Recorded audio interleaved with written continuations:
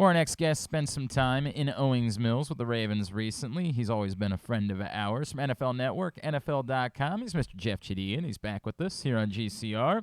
Jeff, it's Glenn. Always great to catch up, man. Thank you for taking a couple of minutes for us.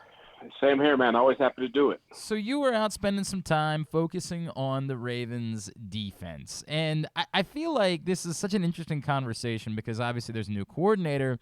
But I think, and you kind of alluded to it based in the context of last year, but I don't know. I feel like there's like a bigger identity. Crisis is probably an unfair word, but this is the history of this franchise, of course, has been surrounded by great defense. And I don't know, it feels like it hasn't necessarily been the case for a little while. It's been a solid defense. It's been a good defense. Has it been a great defense?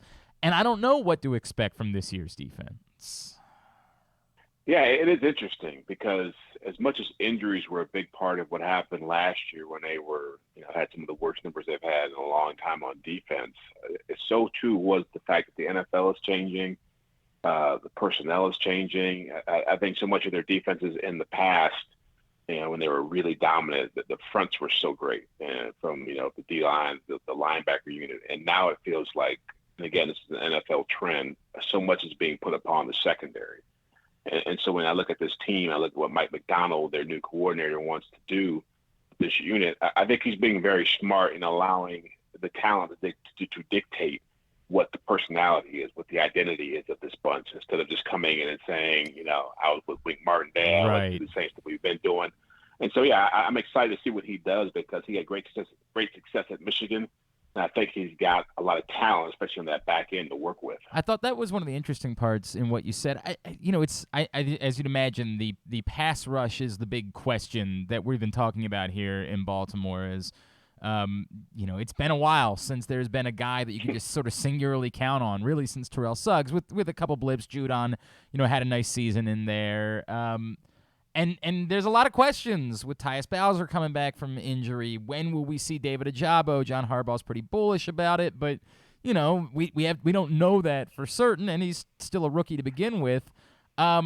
Is there enough there? And to your, we always said that Wink Martindale was so good at scheming pressure. What do we know about Mike McDonald as far as his ability to scheme pressure if it's not going to be from one particular player who's just constantly winning matchups? Well, I can tell you that when we talked the other day about this, he said when he got to Michigan, he wanted to be more of a pressure-based defense, and he had the luxury of having Aiden Hutchinson and David Ojabo there to just provide that kind of heat just from the front four, from the edge. And so my guess is he has a lot of creativity. And when you have the kind of safeties that he has, from Kyle Hamilton to Marcus Williams to Tony Jefferson to Chuck Clark, you have some options there that can give you some looks and give you some creativity. And I live in Kansas City, and I see some of the same things happening here where the pass rush, which has been such a constant for years, has been lacking. And now they've invested heavily in their own secondary. So I think a lot of teams want to play the way the Rams do. Now, it helps to have Aaron Donald, right, but let's have multiple DBs back there. Let's have a lot of versatility in what we do. The Chargers have done this as well with Derwin James, Asante Samuel, and that crew. And the idea is, if we can't get to the quarterback with a dominant, front four rush or front five rush, whatever you want to call it in Baltimore, let's do it by confusion. Let's do it by creating complexity. And so that, I think, is going to be a big part of what they do, is just really relying on all those DBs to cover and create confusion and to be able to blitz from different angles. Which, of course, does appear to be their biggest area of strength and depth, and it's been the way they've gone. Jeffri Chadiha is with us here on Glenn Clark Radio. Jeff, the one thing I keep coming back to, as the Ravens have constantly shown in the Eric DeCosta era, we're going to build from the outside in on defense. And the analytics would suggest, hey, that is the best way to go about building a great defense, is to strengthen your secondary. But, boy, I think back to that game against Kansas City a year ago, and when they needed to make one play in order to try to win the game, it came from Odafe Oweh. And, we reference, obviously, what the Rams do. I feel like there's this sort of weird struggle that I'm having where I understand that, statistically putting together a good defense probably does need to come from strong secondaries. But given the nature of the game and the rules in the league, doesn't it still need to be someone big and a difference maker up front that makes the plays in the game are on the line? It does, but the problem is that those kind of players are becoming a lot like franchise quarterbacks. It's fair. They're just harder to find. They're just way harder to find. So if you're not able to get, even if you have one, you probably need to find another person to complement that person, to take some pressure off him, because you can double team that person and take them out of the game. So, look, I think when Khalil Mack's a great example. When he went to Chicago, he had a great year, his first year there, had a great defense around him. But over time, that great front became less effective and that team became less dominant because they just didn't have the other pieces there. Mm-hmm. And so I think to be so heavily reliant on a dominant edge rusher to show up, it's just, one, it's expensive.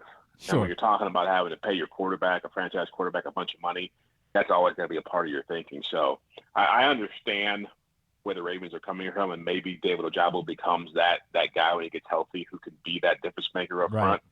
But until you find him, you kind of have to play these kind of games on your defense to be effective. I get it. But look, I think we liked a lot of the things that we saw from Odafe Owe a year ago. It maybe wasn't the complete season from start to finish, but I think there are a lot of promising signs that hopefully he can continue to grow in that role as well. Jeff, you know how this works in the NFL. When a player either becomes available or is hypothetically available, every fan base in the league wants that guy. You know how this goes. In particular, Ravens fans wanted Roquan Smith years ago when he was in the draft, and were hoping that he could slip a little bit. And boy, he seems to check every box, and the thought of him lining up next to Patrick Queen, you can't help but salivate. And Ravens fans aren't the only ones that feel that way. A lot of analysts around the league have portrayed the Ravens as being perhaps the best fit for a Roquan Smith. I know that it's still unlikely because it's just very un-Ravens-like to give up significant assets and for a guy you're going to have to pay a boatload of money at a non-prime position. But damn, I can't help it, Jeff. I can't. I just look at it and say, my God, imagine that defense with that guy in the middle. Yeah, it'd be a wrecking crew, that's for sure. I mean, he has talent and he fits what they do. But the problem, as you mentioned, is that the last thing you said was a non-prime position. And that is, I think, the biggest factor affecting what the Bears are trying to do with him. Yep. Because as much as he is a player, a big-time player, and he's playing an iconic position in that franchise, if you're first-year general manager Ryan Poles, do you really want to break the bank, your first big move, on an off-ball linebacker? And I tell people all the time, go tell me who was playing linebacker for the Rams last year when they won a championship. That's very fair. And very fair. You'd have a hard time coming up with the names. And so, as much as I like Roquan Smith, I feel like his likelihood of winding up in some place like Baltimore is not great, just because of what I just said. I think you're going to pay the quarterback a bunch of money. You're going to have other needs as you go forward. And unfortunately, linebackers, off-ball linebackers, are becoming a lot like running backs. They still have great value in a lot of ways, but they are also quite expendable when it comes to paying that kind of money. It's the reality. That is the reality. But, man, he is – I don't know. There's just something about him. He's just a machine, man. It's very appealing for that reason. Jeff, and again, big picture, how important is it? Is the Ravens defense less important? And important is maybe the wrong word, but I hope you're a smart guy and I'm an idiot, so you can work through this with me. If the Ravens are able to do what they want to do offensively, and we're all working under the assumption that that's going back to the 2019 scheme and pounding the run and running more and controlling the clock and doing those things, does it alleviate some of that pressure on the Ravens defense if they go back to that? And do you think they can successfully go back to that? Well, I believe they can, and I do believe that's what they should be doing. And I understand that, look, I think the last couple of years, the narrative has been, how can you make Lamar Jackson a better passer, a more efficient passer, so you can complement that kind of running game when teams try to take it away. And I think he's grown in that area. He certainly has a ways to go still. But sometimes you can get so consumed with trying to be something that you become so aspirational. You can get away from what really works well. And the vibe I get just watching them from afar and seeing them in practice is that they want to get back to what they were in 2019 when they were effective. And you saw that defense again, being able to play up to its potential. I think if they're able to, I look at the Eagles as being a great example of what they should be doing. Embrace what you have there. I mean, Jalen Hurts is not going to be the next Patrick Mahomes, but they were able to create an offense around him that was very much like what the Ravens did in 2019, and it got them into the playoffs. I just think, it's not everybody has to be throwing the football 50 times a game to win. And if you have the kind of defense they have, and you play special teams the way they play special teams, right, that's a great way to play winning football as well. Can you win a Super Bowl doing it? I think you can. And I always tell people that when the Ravens were playing the 49ers back in 2012 in the Super Bowl, that if Colin Kaepernick had completed that touchdown pass to Crabtree instead of Jimmy Smith, whatever, defending it or not, whatever he did. It was a very clean. It was a very clean play, Jeff. I'm not sure what you're alluding to. It was a super clean play, and kudos to the officials for doing the great work that they did. We got to give them a lot of credit for that. Exactly. They did what guys in stripes should be doing. They called it the way the Ravens fans should wanted it called. But I think that's how close that kind of system and that kind of quarterback were to winning a championship. And if that had happened, we wouldn't be having these conversations about Lamar Jackson or Michael Vick win a championship back when he was playing for the Falcons. It's unfortunate that it hasn't happened yet. I look at the way football has evolved and what's been coming out of college lately. The idea of having somebody who plays that way, it's not unlikely that it's going to happen someday. It's not Lamar Jackson. It's going to be somebody else. Jeff, it's such a good point. And we just had a conversation about this the other day where I feel like because it hasn't happened, there is this suggestion that it's very far away from happening. And, the Ravens were in the second round against the Bills 2 years ago in the worst win conditions in the history of ever. And if J.K. Dobbins doesn't whiff on a block, Lamar Jackson throws a touchdown to Mark Andrews, and all of a sudden it's a tie game, and who knows what happens from there, right? There is this revisionist thing that because it hasn't happened yet, people can just continuously say, well, there's no way it could happen, when the reality is it's really not that far away. And on a national level, as you allude to in the column, most people don't really know what happened with the Ravens a year ago. Just their record didn't end up being very good. They don't really know that it was because they lost half of the players on their roster. Yeah, that's right. And you're right.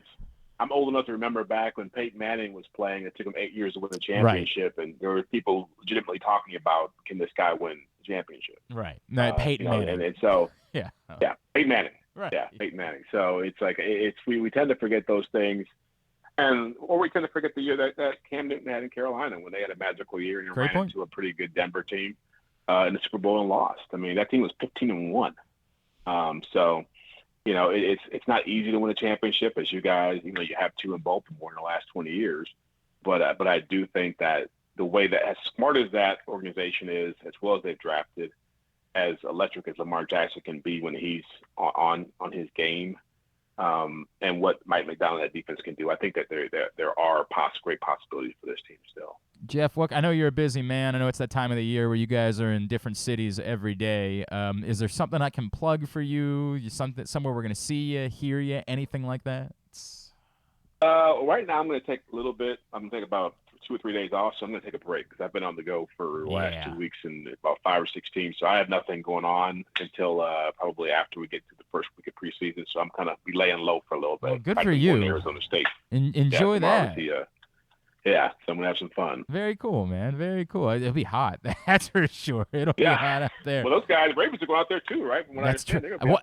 It makes no freaking sense. Why in the world are you playing a preseason? All right, that's a conversation for a different day. At Jeffri Chadiha, that's JeffriChadiha on Twitter is how you follow him. Jeff, really appreciate it, man. Thank you for taking a couple of minutes for us this morning. No problem.